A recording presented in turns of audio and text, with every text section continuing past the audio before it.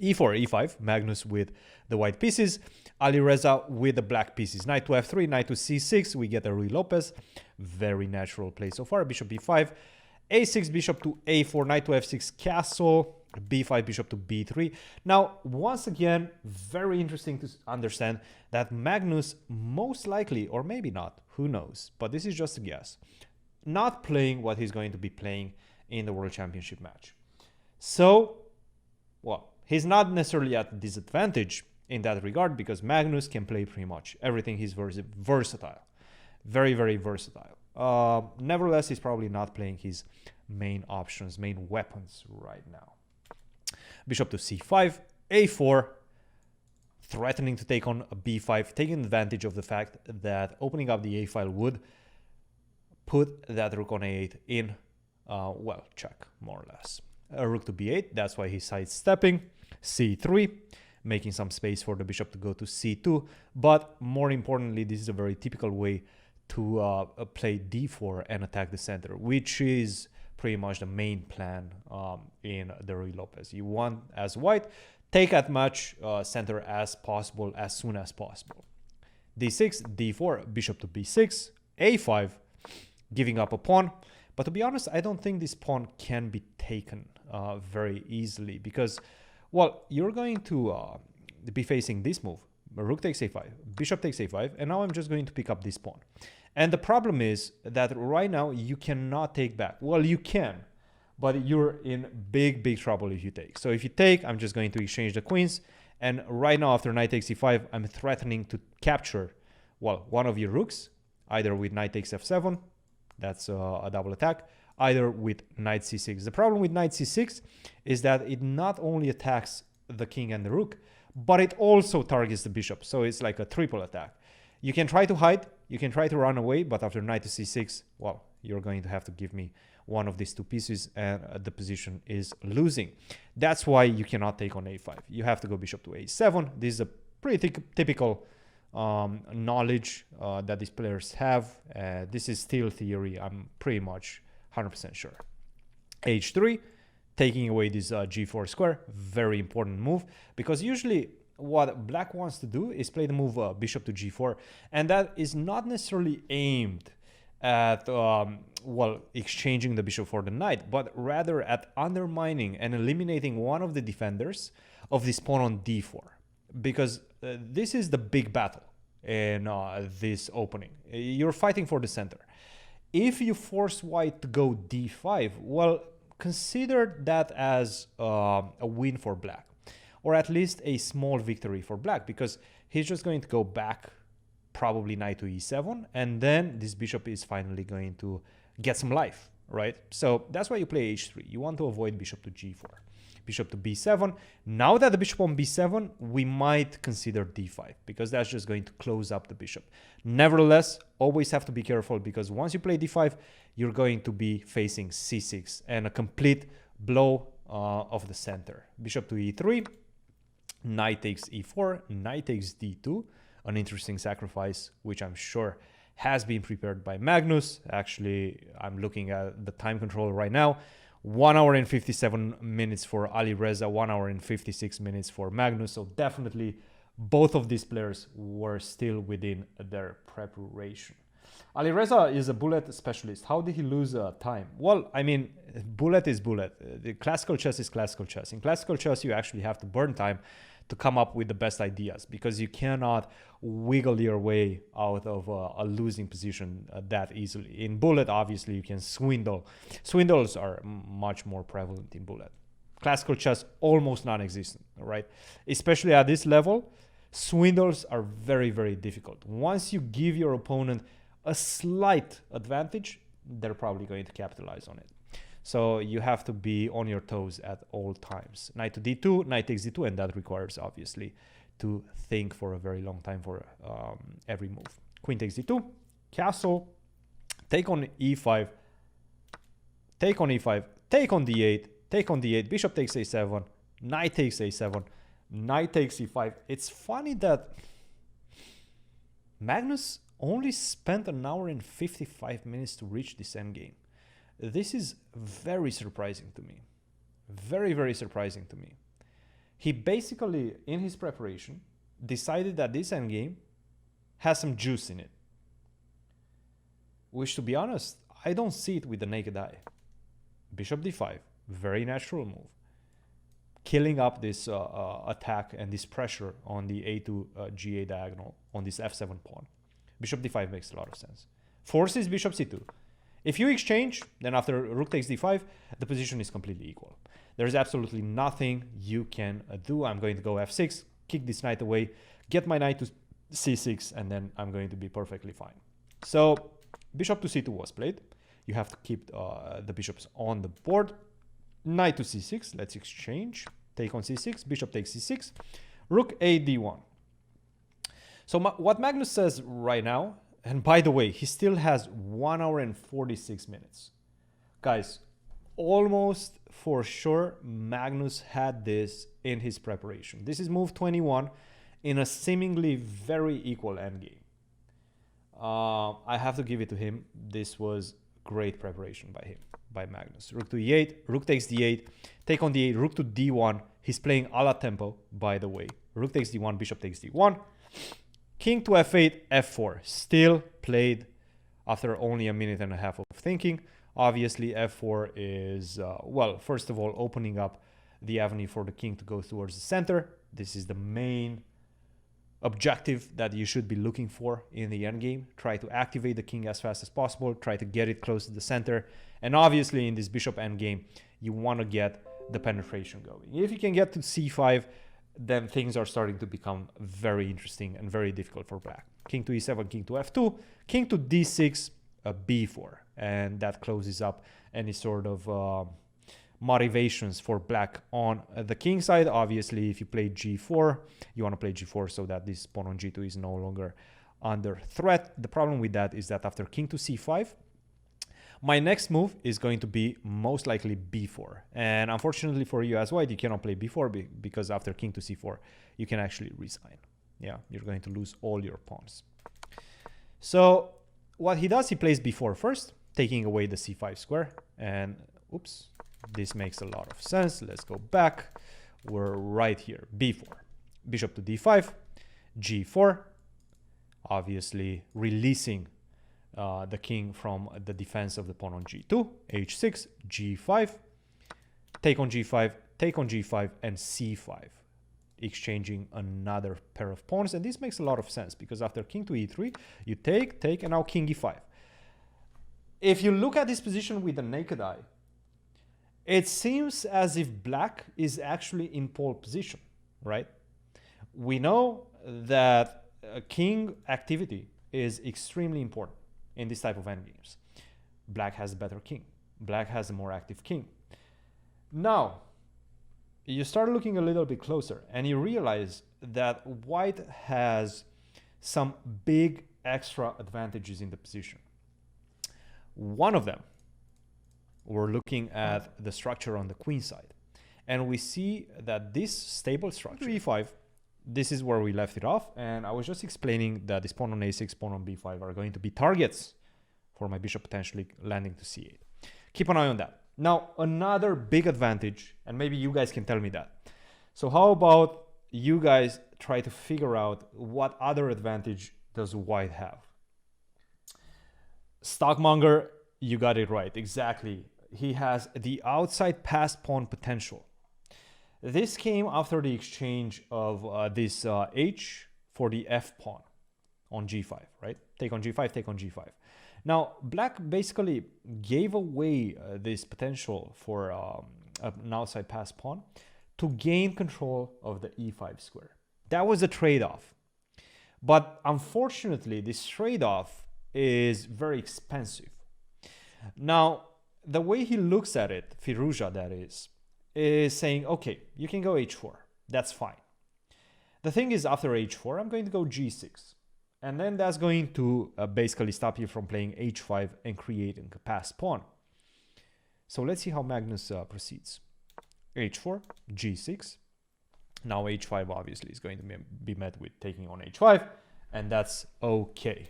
Bishop to g4, bishop to e6. Saying that you want to exchange? Let's exchange.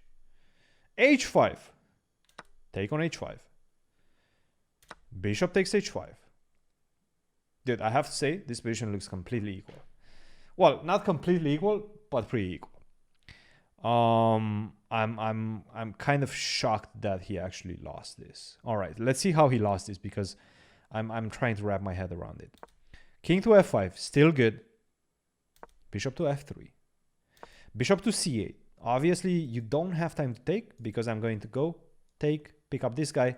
If you try to defend this guy, so for example, if you go bishop, king takes g5, bishop b7, let's say f5, I take. Now you have to defend this pawn on b5 somehow. You can go bishop c4 or bishop d7. The problem is that my guy is going to promote first. This is not a draw. No, you're completely lost at this point. So you cannot take this g5 pawn and allow me to take the pawn on a6. You have to defend with bishop to c8, which Firouzja does. He understands that for good reason. King to d4. King takes g5.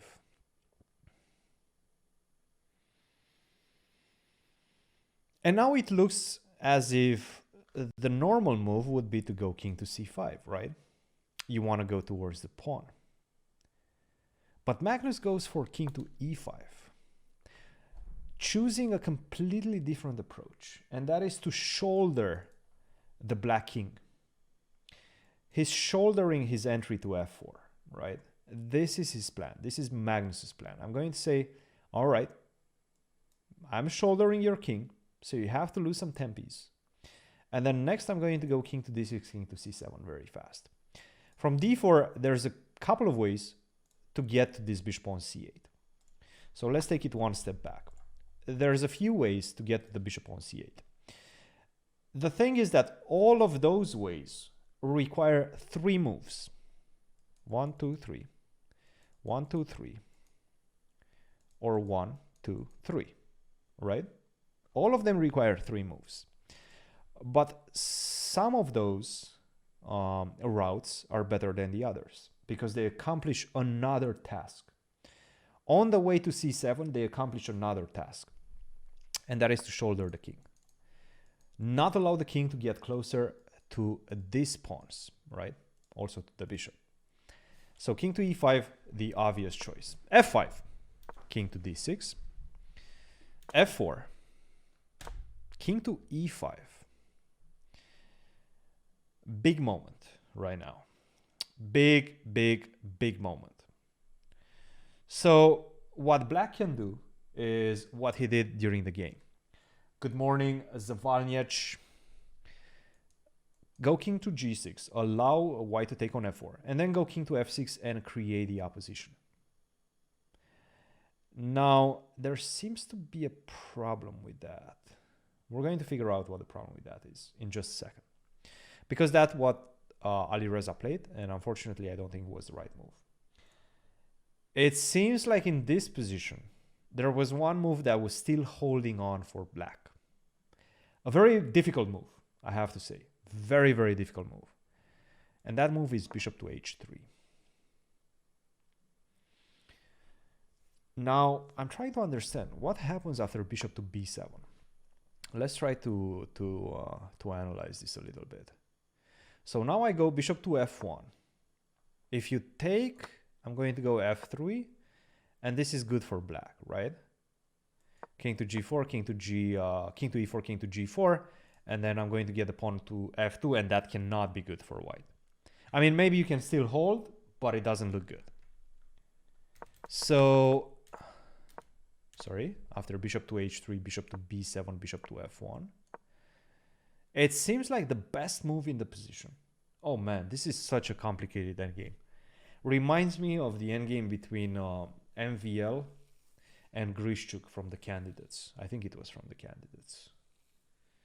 The one that MVL lost. Was it MVL that lost? Yeah, I think MVL lost it. He lost it because he played some very silly moves very fast. But actually, no, he didn't. He was losing anyway, but he could have made it a little bit more difficult for Grishchuk, that is. It seems like right now, white still has the upper hand after bishop to c8. And that's a pretty crazy move. The idea behind this move is that I'm forcing you, well, I'm pushing you into making a move as black. And any of those moves are going to put you in suits 1. I'm also threatening to go king to e4 and get closer to the promotion square. Well, black's promotion square, right? So right now, if you go f3, I'm going to go king to e4. You cannot defend this guy anymore. But I'm kind of... Ah, no. Okay, so you lose this, and then I'm going to pick up this. And if you try to defend it with bishop to e2, I go king to e3. And now if you try to go closer to g3, well, I'm not going to take on a6. I'm first going to go king to f2. Then I'm going to pick up the pawn on a6. Then I'm going to go bishop to b7 and promote the pawn. So the position is completely losing. Very interesting. Now, what if I don't take this? What if I go bishop to c4? Is this still a move? Bishop to c4, king to e4. Bishop to f1. Oh man, this is such a difficult endgame. So I'm basically just waiting for you.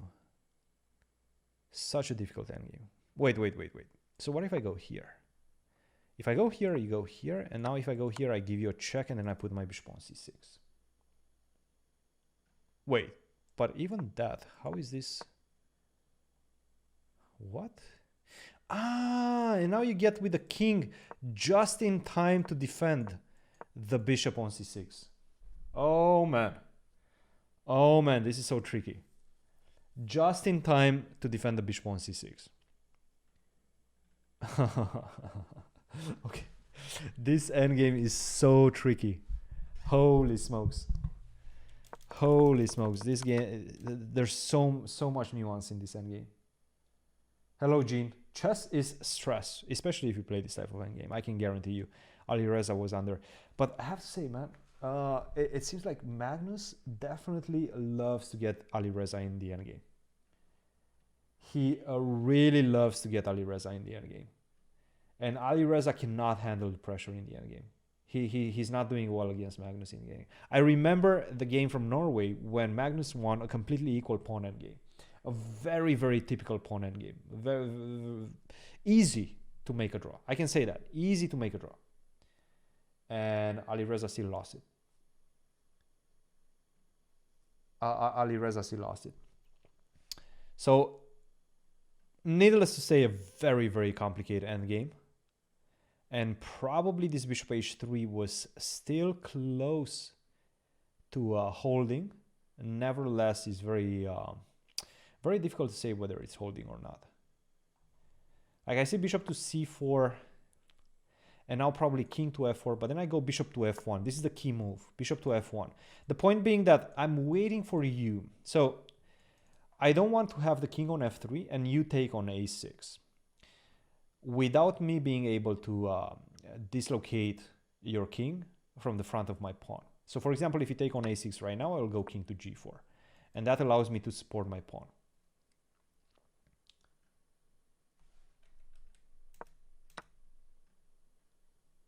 If you go king to f3, then I go bishop to c4. And this is the same idea. This is this key idea, to get the bishop on c6. And then that's basically going to, well, keep the king at bay, because you're not going to be able to approach my pawn. Support the pawn, and at the same time, get very close and get very fast to the defense of the bishop on c6. Kid Love Chess Online, do you accept challenges, Count? Not right now. I accepted quite a few challenges, but not right now. Christian, would you beat Alireza in this endgame?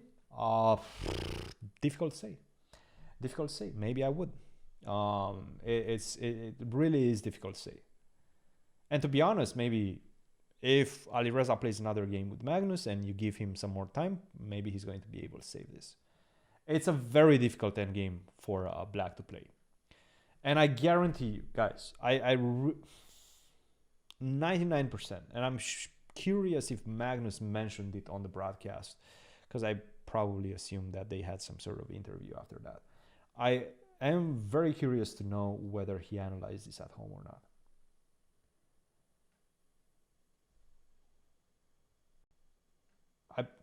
I don't know. Maybe he did.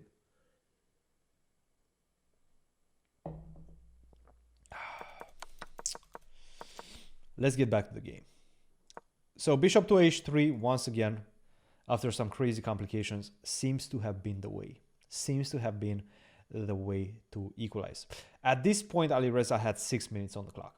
And this is move 41. King to g6. King takes f4. King to f6. Still looks like, well, should be fine. The problem is that you have this move bishop to d5. So right now, I'm forcing you to let me inch closer to this pawn on a6. Because you cannot move the bishop. That's going to allow me to go bishop to b7. And if you move the king, that's going to allow me to get the king in. He has to move the king. You cannot accept the loss of a pawn. So what he did... Wait, what? He did not move the king. I just spent this whole monologue say that he cannot allow to lose the pawn, and he just gives up the pawn. Okay, this is not good. King to e7 I think was better. King to e5. And now what's the point of this? The point is that I go bishop to h3. Bishop to b7. No, but this is losing. This is just losing. King to d7. I take on a6. King to c6. And now, now I just go like this. There's nothing you can do about it. There's nothing you can do about it. I think this is just it.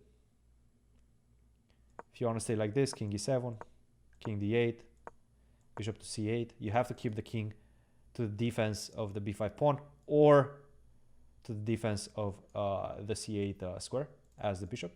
And then I'm just going to bring my king to d8, play bishop c8, and there's nothing you can do about it. Bishop to e2, and now I just transfer my bishop on the other diagonal. Kick the knight away, kick the king away, sorry, and that's it. If you go bishop to f3, try to defend this diagonal. The problem is that I have bishop d7. Now without the defense of the b5 pawn, you move, I take, and then I push my pawns. Crazy. So I guess king e7 was just losing also. King e7, king e5, yeah, there's nothing you can do about it. This is just lost. This position is just lost. So he played bishop d7, bishop b7, king to e6, king to e4. I'm not even in a hurry to pick up the pawn on a6. King to d6, take on a6, bishop c6, king d4, bishop e8, bishop b7. And now I'm just going to push my pawn. Bishop d7, bishop f3, bishop c8, bishop e2. Oh, this is such a torturous position. Bishop to d3.